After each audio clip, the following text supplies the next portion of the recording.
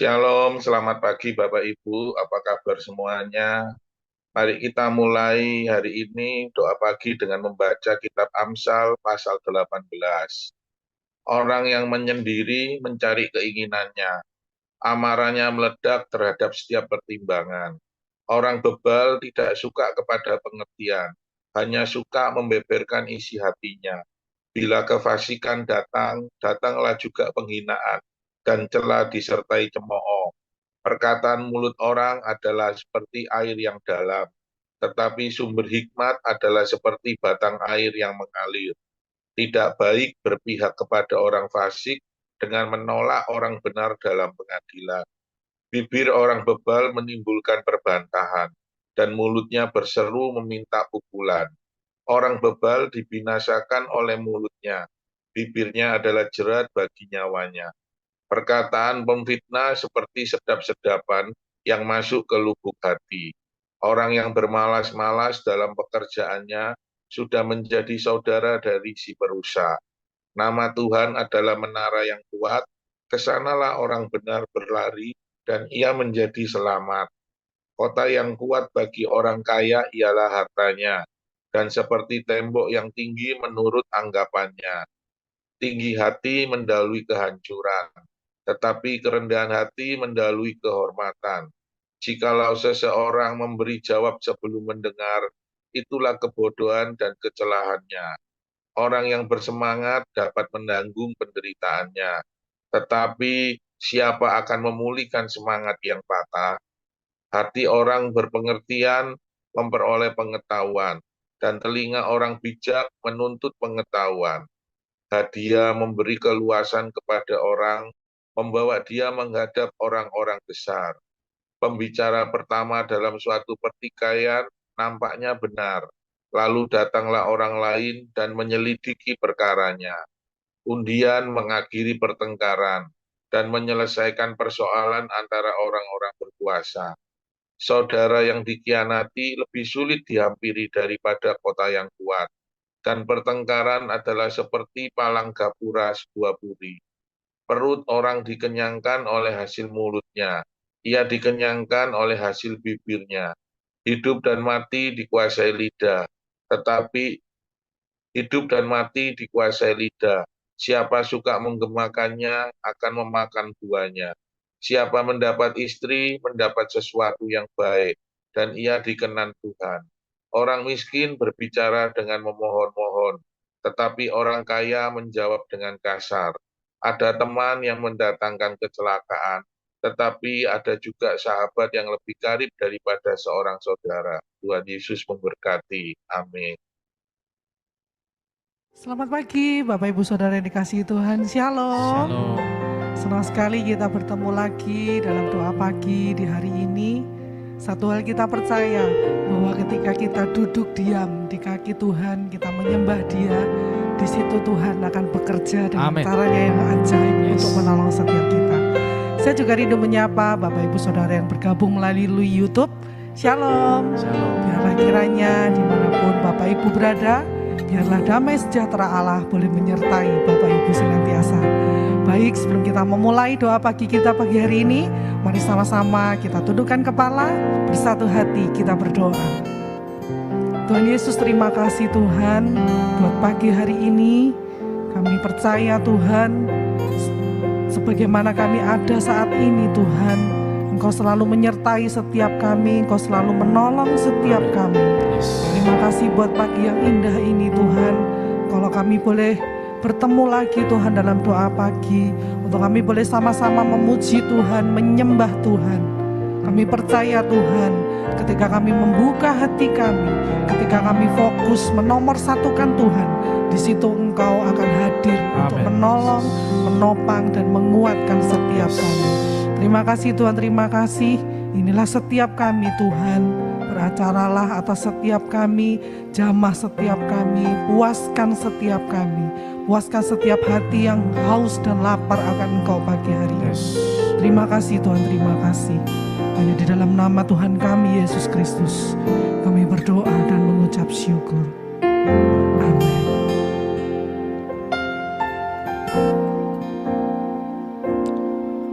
Ku perlu Engkau Yesus, haus jiwaku menantikan-Mu. Ku percaya Kau penuh pengharapanku di dalam-Mu. Ku percaya Kau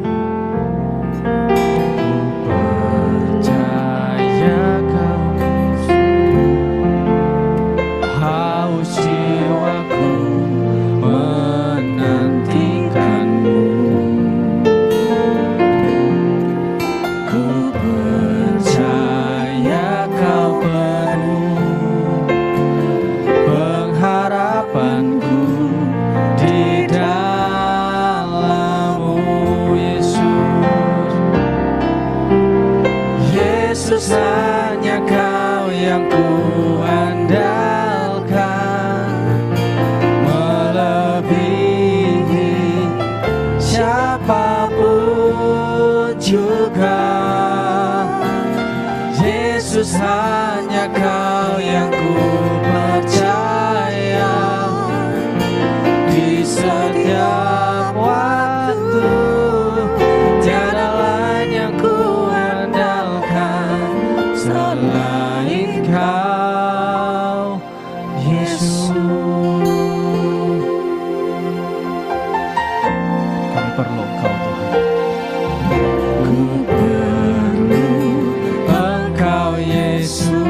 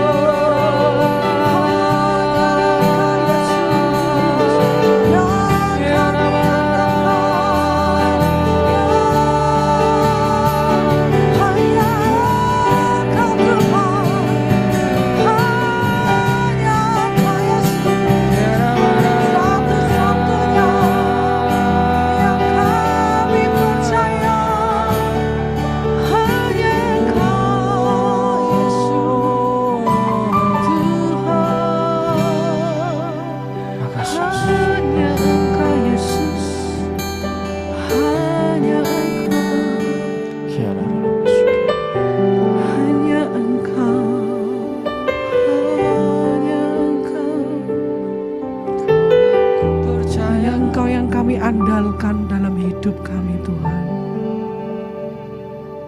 Dalam kami melewati setiap musim dalam hidup kami. Sungguh kami tidak mampu kami berjalan tanpa Engkau di sisi kami. Sebab hanya Engkaulah Allah yang kami andalkan. Hanya Engkau satu-satunya yang kami percayai. Karena sungguh kami percaya Tuhan, segala sesuatu yang Kau izinkan terjadi dalam hidup kami, itu semua untuk mendatangkan kebaikan dalam hidup kami. Ajar kami senantiasa untuk kami boleh sabar menanti waktu Tuhan dalam hidup kami. Karena kami percaya hanya waktu Tuhan yang terbaik dan yang tepat untuk setiap kami.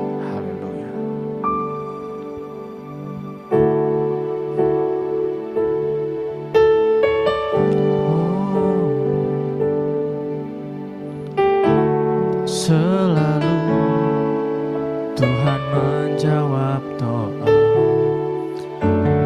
Dia beri yang terbaik di waktu yang tepat. Izinkanlah Tuhan untuk bekerja yang mustahil menjadi mungkin oleh karena percaya. Yesus mendengar lebih dari yang ku doakan. Yesus menjawab lebih dari yang ku harapkan. Dengan caranya di waktu yang tepat, ku kan melihat Dia jadikan semua. Mari Bapak Ibu, kita mengimani pujian ini. Sama-sama kita memuji. Tak selalu Tuhan menjawab doa, namun Dia beri yang terbaik di waktu yang tepat. Izinkanlah Tuhan untuk bekerja yang mustahil menjadi mungkin oleh karena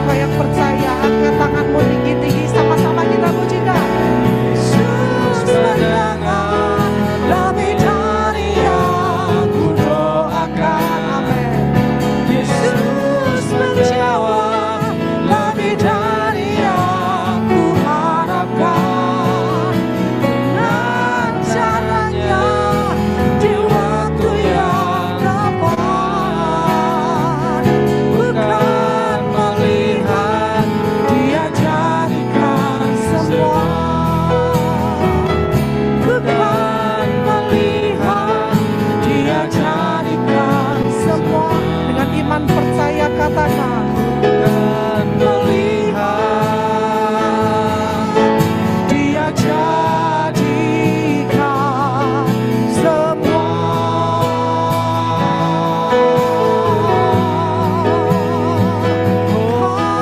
Kami percaya, sungguh kami percaya.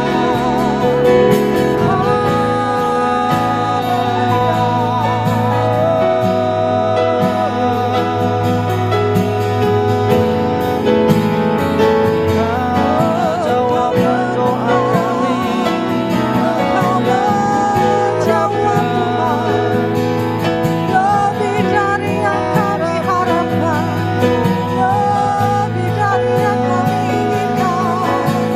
Terima kasih Yesus. Terima kasih, oh Kau yang menguatkan, oh Kau yang menolong, oh Kau yang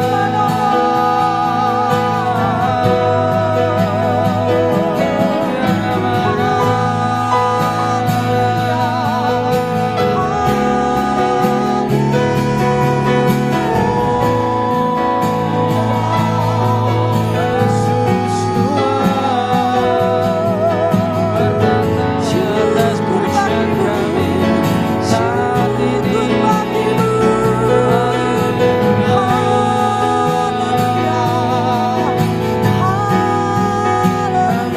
Sembah kami tinggikan nama-Mu yang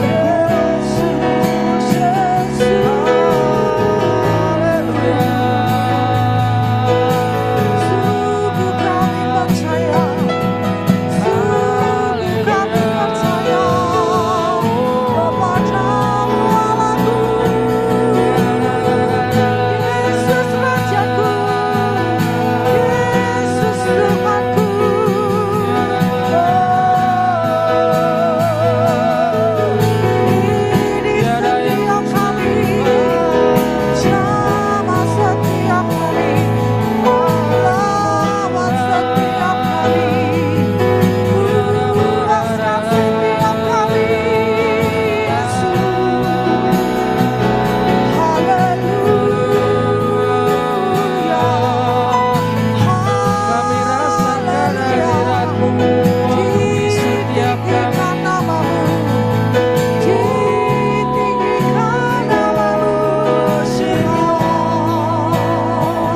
We worship You,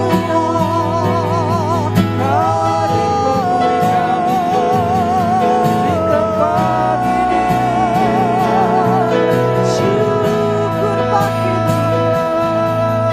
Syukur bagimu Yesus, kami bersyukur.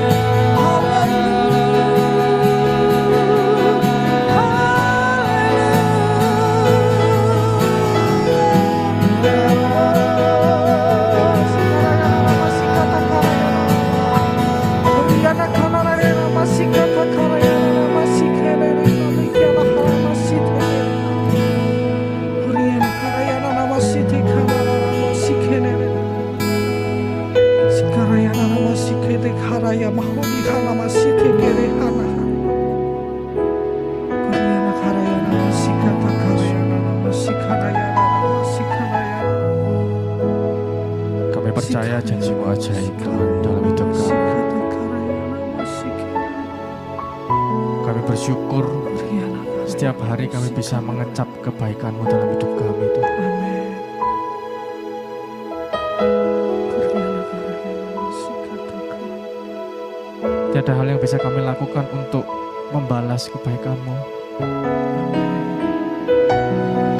Yang bisa kami lakukan hanya memberi hati ini, memberi hidup ini untuk Engkau Tuhan.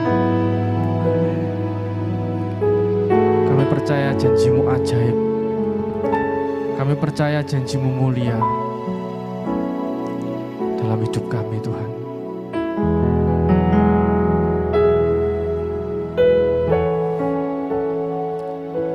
Ku percaya janjimu ajaib terukir dalam kehidupanku. Ku berserah di dalam kekuatan, hanya Kau segalanya bagiku. Ku percaya janjimu ajaib terukir dalam kehidupanku. Ku berserah di dalam kekuatan-Mu. Ku percaya janjimu, percaya janjimu ajaib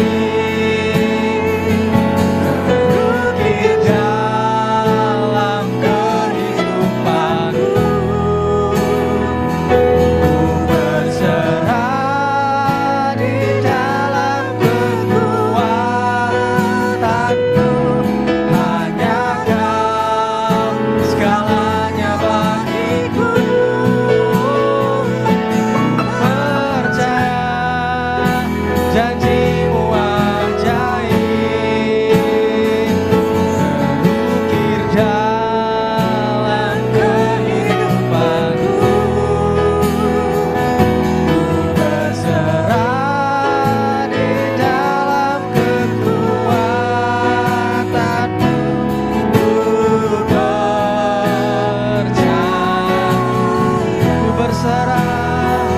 Ku berserah di dalam kekuatan-Mu.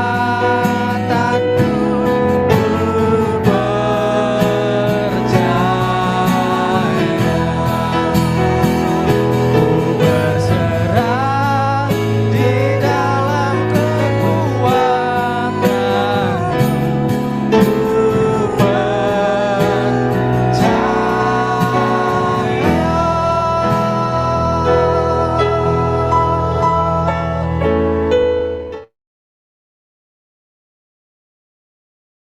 Tuhan, terima kasih Tuhan, pagi ini kami datang kembali.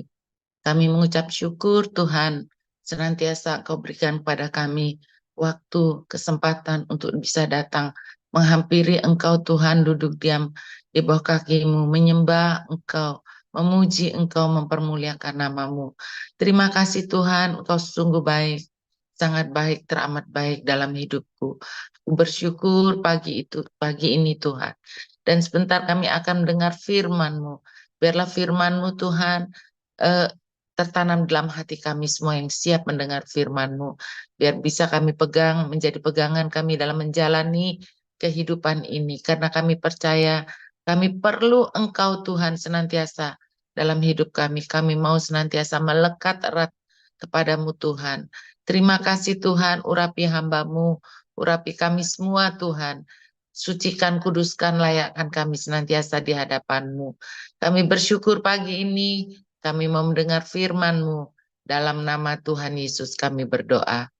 Amin. Amin. Terima kasih Bu Yensun, tim Praise and Worship, dan Pak Joko yang membacakan firman Amsal. Selamat pagi Bapak Ibu Saudara dimanapun Anda berada pada pagi ini. Shalom. Salam damai sejahtera di dalam kasih Tuhan Yesus Kristus. Puji Tuhan, hari ini kita bisa bangun dengan tubuh yang segar, sepanjang malam bisa istirahat dengan baik. Semua adalah kemurahan Tuhan. Bapak Ibu, hari ini saya ingin menyampaikan satu kebenaran firman Tuhan dengan satu judul, bagaimana hidup berpusat kepada Kristus.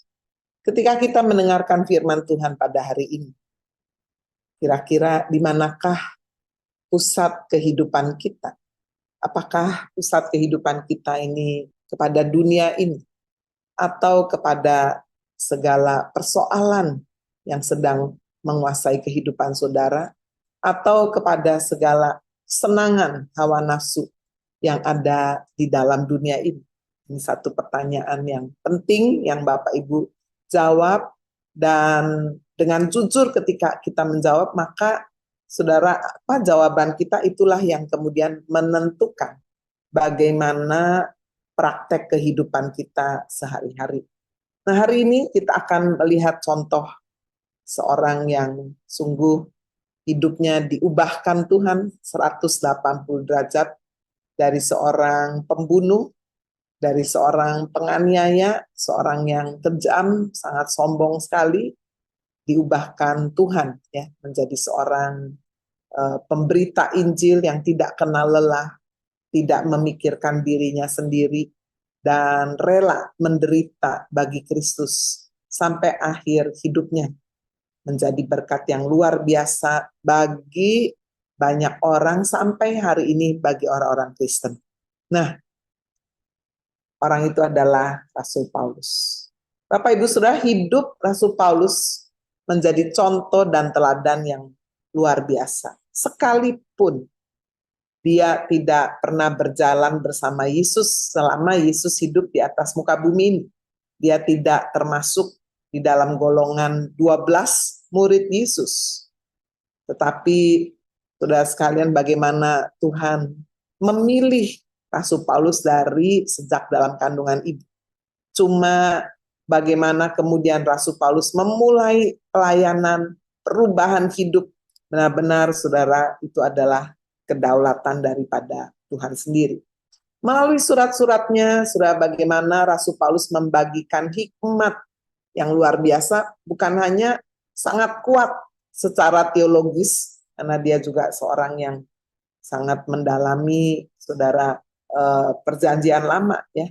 Tetapi dia juga seorang yang bisa memaparkan satu kehidupan, prinsip-prinsip yang praktis untuk kita dapat sepenuhnya hidup mendedikasikan diri kepada Kristus. Nah, bagaimana saudara rahasia agar kita juga dapat hidup berpusat kepada Kristus?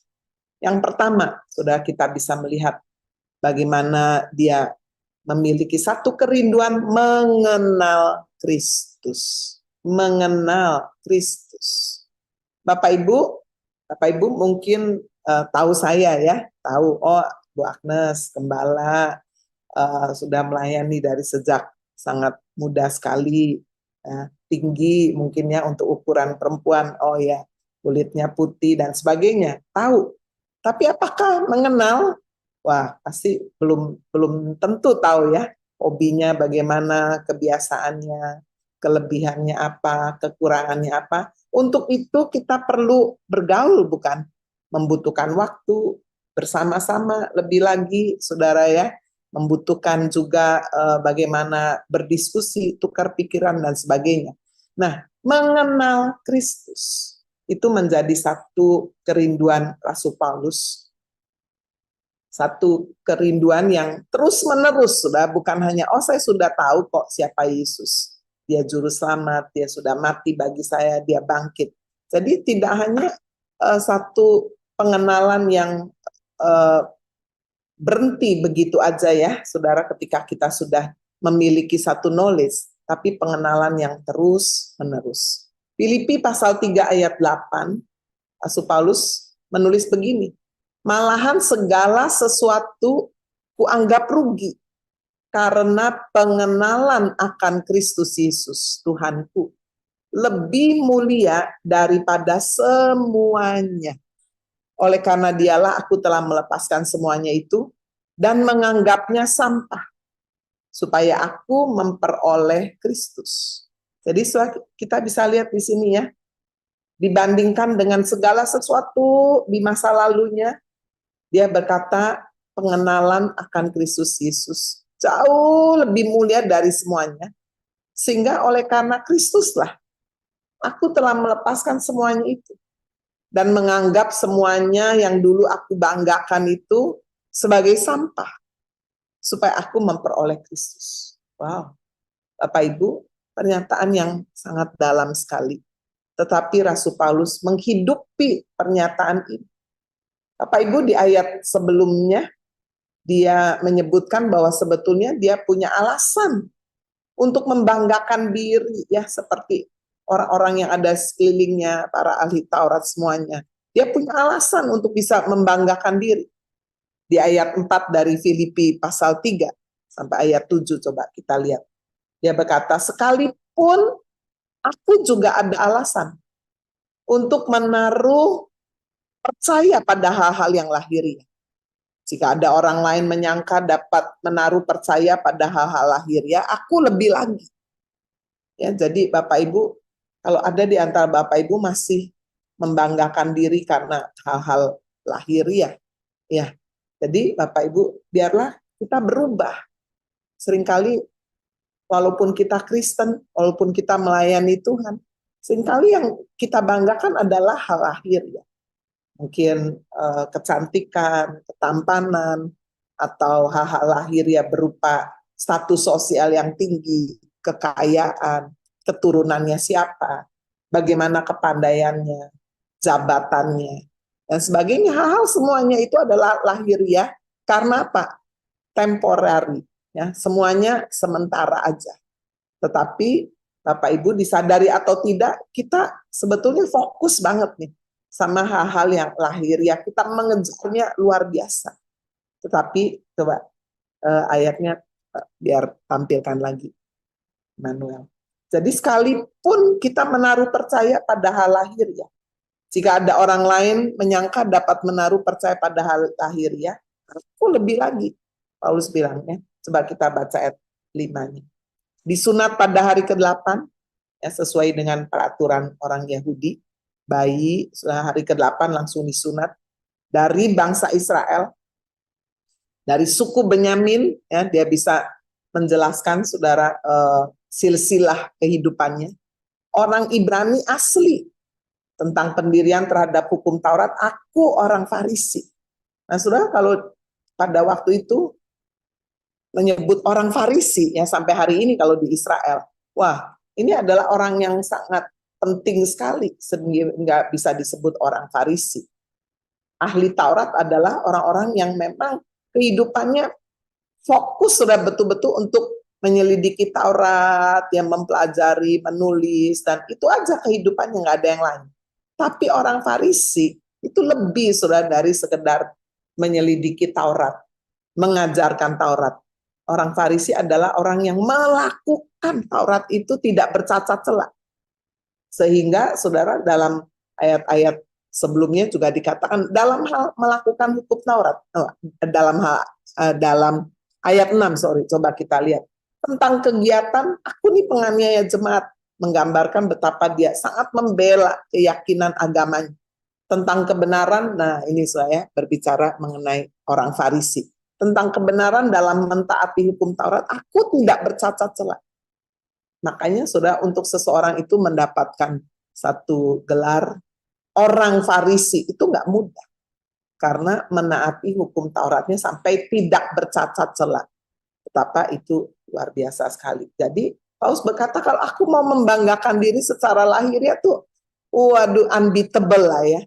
Apalagi dia juga seorang yang kaya, warga negara Romawi.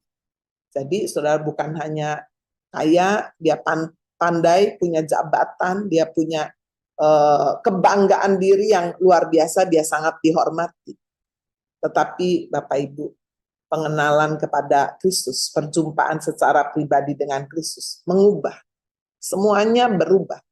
Bapak Ibu, kalau seorang dokter bertobat, dia tidak buang kan dokternya, dia tetap menjadi dokter Kristen gitu ya kira-kira.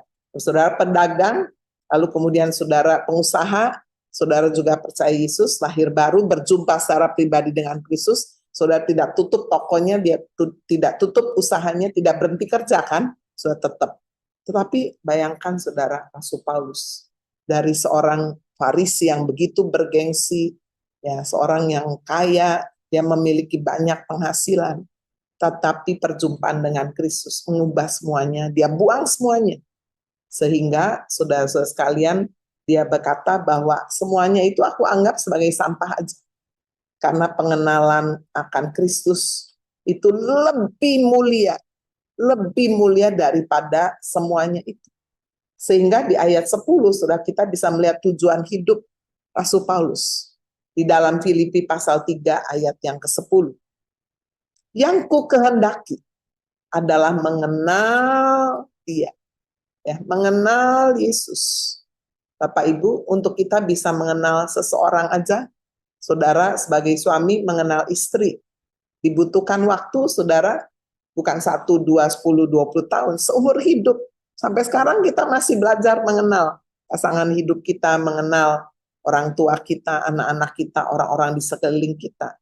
Karena mengenal itu progresif ya, terus berjalan. Demikian juga mengenal Kristus. Pengenalan kita ini akan terus bertumbuh, berkembang. Sejalan waktu sudah kita mengalami persoalan, kita mengalami pertolongan Tuhan, kita mengalami padang gurun, sudah kita mengalami juga mujizat Tuhan, kita mengalami ya bagaimana kita menanti Tuhan. Nah, itu membawa kita mengenal Dia. Dan Paulus berkata, yang kuingini adalah mengenal Kristus. Kuasa kebangkitannya betul-betul menguasai hidupku, bahwa Dia adalah Tuhan. Dia bukan hanya nabi yang besar, Dia bukan hanya pembuat mujizat, Dia bukan hanya tabib yang ajaib, penolong, tapi Dia bangkit dari antara orang mati. Tidak ada yang seperti Dia. Dia bangkit satu-satunya. Saudara yang berani berkata, akulah jalan, kebenaran, dan hidup. Tidak ada seorang pun sampai kepada Bapa kalau tidak melalui aku, tidak melalui Kristus. Dan terhadap pribadi inilah Paulus berkata, aku menghendaki, ya, aku mengejar untuk mengenal Dia, kuasa kebangkitannya. Dia sungguh Allah yang hidup. Seringkali Bapak Ibu Saudara, ketika persoalan menghimpit kehidupan kita, kita sering bertanya-tanya, Tuhan, apakah Engkau ada ya? Apakah Engkau betul-betul memperhatikan hidupku, atau semua ini kayak hanya sandiwara aja gitu ya? Tetapi benar-benar saudara, kebangkitannya ditopang oleh sejarah, ditopang oleh saksi mata, lebih dari 500 pasang mata melihat kebangkitan Kristus. Dan Paulus berkata, yang terakhir kepadaku Dia menampakkan diri, ya, kebangkitan. Persekutuan di dalam penderitaannya. Wow, luar biasa ya. Jadi surat mengenal Dia ini satu paket. Kalau kita mengenal Kristus, kuasa kebangkitannya enggak cuma lalu kemudian paketnya kita bisa pilih yang ini saya nggak mau nih. Oh, nggak bisa, ini sudah satu paket. Ya. Jadi sudah mengenal Dia, kuasa kebangkitannya. Paket yang lainnya Pak, kita harus mau juga bersekutu di dalam penderitaan Kristus. Jadi Bapak Ibu, ini yang seringkali membuat kita tidak bisa mengenal Kristus. Karena apa? Karena kita ingin yang menguntungkan diri kita, sementara yang menyengsarakan, membuat kita menderita, membuat kita tidak comfortable, membuat kita tidak nyaman, kita buang. Nggak mau dah kalau bersekutu dalam penderitaan, nggak mau. Hidup sudah susah kok harus bersekutu lagi di dalam penderitaan Kristus. Nah Bapak Ibu, inilah yang membuat benar-benar Rasul Paulus bisa hidup berfokus, berpusat kepada Kristus. Karena dia mau bersekutu di dalam penderitaan Kristus. Di mana aku pada akhirnya juga menjadi serupa dengan Dia dalam kematiannya. Wow, ya. Jadi Bapak Ibu Saudara, kita bisa melihat bagaimana Paulus juga menjalankan kehidupan yang begitu setia, berdampak luar biasa. Sampai pada akhir hidupnya, dia dipenjara dan dihukum mati. Saudara, serupa di dalam kematian Kristus. Ya, dan hidupnya benar-benar menjadi berkat seperti biji gandum yang jatuh ke dalam tanah dan mati, lalu kemudian menghasilkan buah yang sungguh memberkati orang. Bapak Ibu, inilah rahasia yang pertama, mengenal Kristus. Dan biarlah ini menjadi doa kita setiap hari. Tuhan, saya ingin mengenal Kristus lebih lagi, ya, melalui pembacaan firman setiap hari, perenungan, doa-doa yang kita panjatkan. Ketika saudara jalan pagi, saudara setir mobil, saudara naik motor, saudara menunggu anak sekolah, saudara lagi masak, saudara tunggu toko, saudara belajar. Hati ini fokus kepada Kristus. Tuhan, saya mau mengenal Kristus, kuasa kebangkitan. Aku juga bersekutu dalam penderitaanmu, supaya pada akhirnya, dalam akhir hidupku, kematianku boleh menjadi serupa seperti Kristus. Nah, itu hal yang pertama. Rahasia yang kedua, setelah kita mengenal Kristus, benar-benar saudara, apa yang saudara kenal, apa yang saudara rindukan, itu akan sangat mempengaruhi kehidupan saudara. Itu sebabnya di bagian yang kedua, rahasia berpusat pada Kristus adalah hidup bagi Kristus. Nah, Bapak Ibu, kalau tujuan hidup saudara adalah bahagia, bisa menikmati semua yang ada di dunia ini, saya jamin hidup saudara tidak mungkin yang kedua ini, karena rahasianya adalah hidup bagi Kristus. Kalau saudara tujuan hidupnya adalah benar-benar bisa menikmati dunia ini, bahagia, ya, maka Bapak Ibu hidupnya pun pasti bukan bagi Kristus, hidupnya bagi diri sendiri. Ya, beberapa hari yang lalu, 2 hari yang lalu ya, saya sampaikan bahwa itu menjadi ciri daripada manusia yang hidup pada akhir zaman, bukan mencintai dirinya sendiri. Saudara boleh Kristen, boleh hamba Tuhan, tetapi hidupnya bagi siapa? Kristus hanya menjadi satu alat aja untuk memanfaatkan kebutuhan hidup kita, keinginan kita, cita-cita kita. Kita cuma take advantage ya, jadi cuma menarik keuntungan, ya gitu saya. Tetapi kalau kita benar-benar memiliki tujuan hidup tadi, yang pertama adalah mengenal Kristus, maka itu akan dipraktekkan hidup kita bagi Kristus. Coba kita membaca di dalam Filipi pasal 1 ayat 21. Karena bagiku hidup adalah Kristus dan mati adalah keuntunganku. Bagiku hidup adalah Kristus, mati adalah keuntungan. Ayat 22-nya, tetapi jika aku harus hidup di dunia ini, itu berarti bagiku bekerja, hidup itu memberi buah. Jadi mana yang harus kupilih, aku tidak tahu. Aku didesak dari dua pihak. Di satu sisi ada penderitaan, karena bersekutu dalam penderitaan Kristus, aku ingin pergi dan diam bersama dengan Kristus, itu memang jauh lebih baik. Itu sebabnya bagiku mati adalah keuntungan. Karena aku terlepas dari semua penderitaan dunia ini, tidak lagi sakit, tidak lagi harus menghadapi begitu banyak godaan, masalah. Ya. Jadi saudara tinggal bersama dengan Kristus jauh lebih baik. Ya, hari ini secara khusus saya juga ingin memberi kekuatan kepada Bapak Ibu yang baru saja ditinggal mati oleh orang-orang yang sudah cintai, apakah itu anak, apakah itu orang tua, apakah itu pasangan hidup, pasti berat sekali kan. Tetapi Bapak Ibu, jika kita benar-benar melihat kebenaran firman Tuhan, kalau kita sudah melihat bahwa kehidupan kita fokuskan kepada Kristus, dan kemudian Tuhan berkata, sudah cukup nak, lalu mengakhirinya dengan kematian. Ya, maka sudah sekalian kita harus berkata bahwa mati itu adalah satu keuntungan. Saya kemarin dikirimi satu berita kecil ya, salah satu pengusaha. Tadi saudara, dia malamnya baru begadang nonton sepak bola, paginya lari pagi ya, karena dia suka olahraga, lari pagi, kalau nggak salah 13 km, wah cukup capek juga. Ya. Jadi malamnya masih main basket lagi, main tenis lagi, ya, sorenya ya.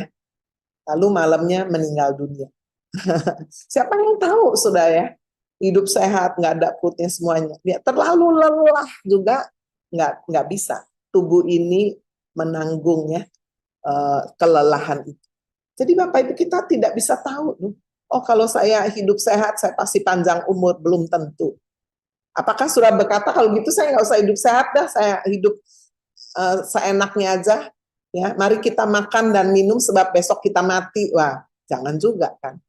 Tapi sudah, yang saya mau katakan bahwa kematian itu kita nggak bisa tawar-tawar. Kalau sudah waktunya datang, ya sudah.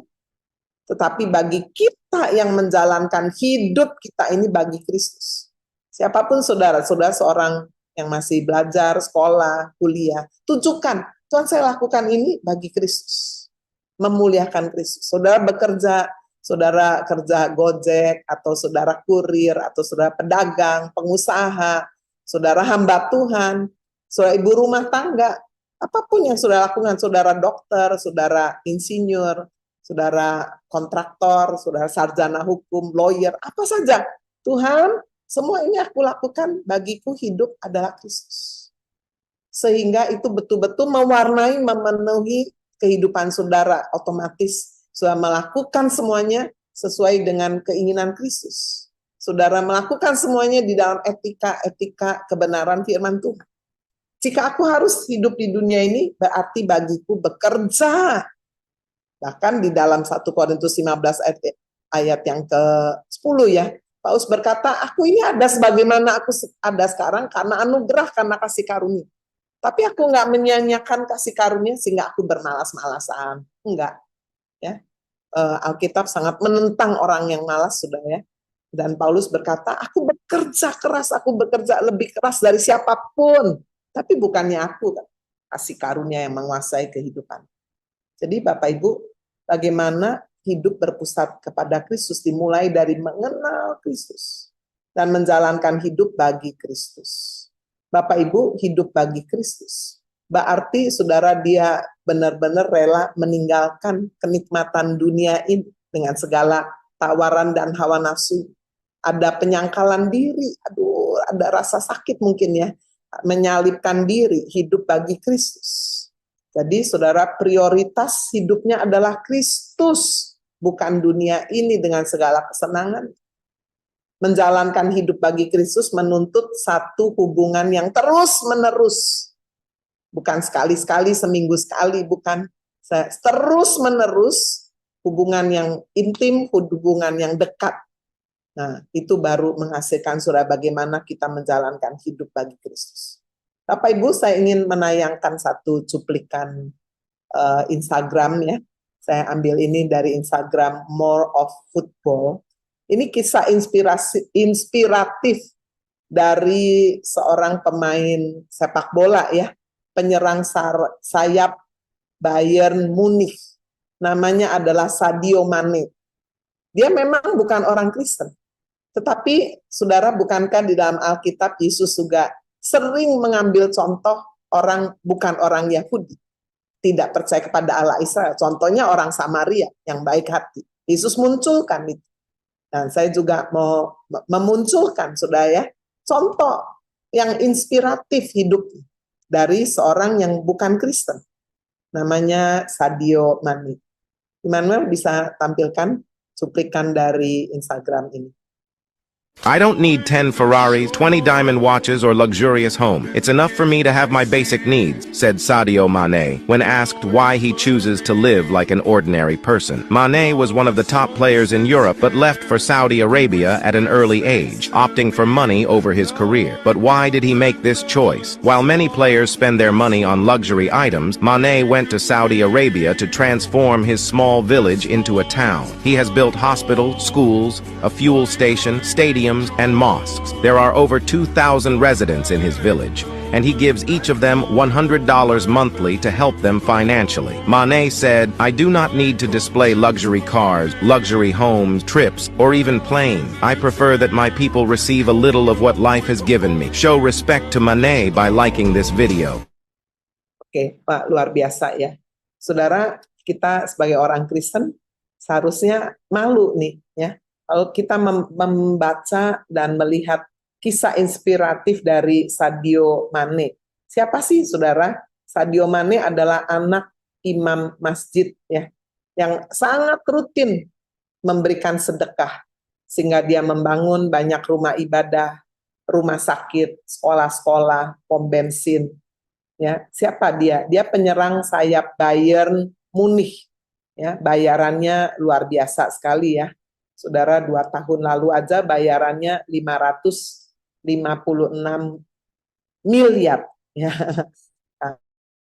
Apalagi sekarang pasti sudah lebih lagi. Nah, setelah mencapai kesuksesannya, Sadio Mane ini tidak seperti pemain-pemain sepak bola lain, beli rumah mewah, beli mobil-mobil mewah, beli kapal pesiar, jam-jam mewah, dan semuanya ya. Dia tetap menjalankan hidupnya seperti biasa aja, seperti orang ordinary ya, jadi seperti orang pada layaknya, dan dia pakai kekayaannya untuk membangun kesejahteraan penduduk di mana dia tinggal sangat miskin di sekitar Bambali. Ya, jadi saudara, dia menyumbangkan begitu banyak uang. Pada waktu masa pandemi, dia menyumbangkan juga untuk Komite Nasional Senegal, ya, untuk dapat memerangi wabah tersebut. Dia mengubah desa tempat tinggalnya Bambali yang diperkirakan berpenduduk 2.000 orang yang sangat miskin itu, diubah menjadi sebuah kota. Langkah tersebut diawali dengan dia membangun sebuah rumah sakit, lalu kemudian termasuk untuk bisa membantu orang perempuan-perempuan bersalin, membangun sekolah-sekolah, membangun transportasi. Ya. Bahkan saudara, karena rakyatnya penduduknya masih sangat miskin, 2.000 orang, dia kasih setiap bulan itu $100. Wah, luar biasa. Bapak Ibu, salut ya kepada Sadio Mane. Dia sudah memiliki satu prinsip kehidupan yang sebetulnya diajarkan oleh firman Tuhan untuk tidak fokus kepada diri sendiri. Saudara ingat bagaimana ketika seorang pemuda yang kaya ya ingin mengikut Kristus. Yesus tahu ada satu yang menghalangi hidupnya, yaitu cintanya akan uang, sehingga dia bilang, "Oh, kamu mau mengikut aku, kamu jual aja dulu semuanya, baru ikut aku." Dengan sedih dikatakan orang muda itu meninggalkan Kristus karena hartanya yang sangat banyak. Bapak Ibu, harta yang sangat banyak bukan dosa ya. Menjadi orang kaya tidak dosa, tetapi bagaimana menjalankan hidup sebagai orang kaya di dalam Kristus, berpusat, berfokus kepada Kristus. Itulah yang sebetulnya saudara harus kita pelajari dan harus kita ambil satu komitmen. Sehingga benar-benar sudah kekayaan itu bukan melulu sudah difokuskan untuk diri sendiri, tetapi untuk kita boleh berbagi. Sadio Mane biarlah menjadi salah satu orang dari sekian banyak menginspirasi kehidupan kita. Kalau kita sudah mengenal Kristus, Kristus sudah mati bagi kita. Dia sudah memberikan hidupnya bagi kita. Apakah sudah memberikan hidup bagi Kristus? Talenta bagi Kristus, waktu, tenaga, ya, skill, tidak hitung-hitungan. Ya, tidak semangat kalau saudara dapat upah secara dunia, tapi begitu nggak dapat upah, loyo, memble, marah, kecewa. Nah, itu menguji kita semuanya. Nah, yang terakhir saudara, bagaimana rahasia kita bisa hidup berpusat pada Kristus? Kita mengenal Kristus, hidupnya bagi Kristus. Saudara, yang ketiga adalah menyerupai Kristus. Mari kita membaca ayatnya di dalam Roma pasal 8 ayat 29. Menyerupai Kristus. Sebab semua orang yang dipilihnya dari semula, mereka juga ditentukannya dari semula untuk menjadi serupa dengan gambaran anak. Supaya anaknya, yaitu Kristus, menjadi yang sulung di antara banyak saudara.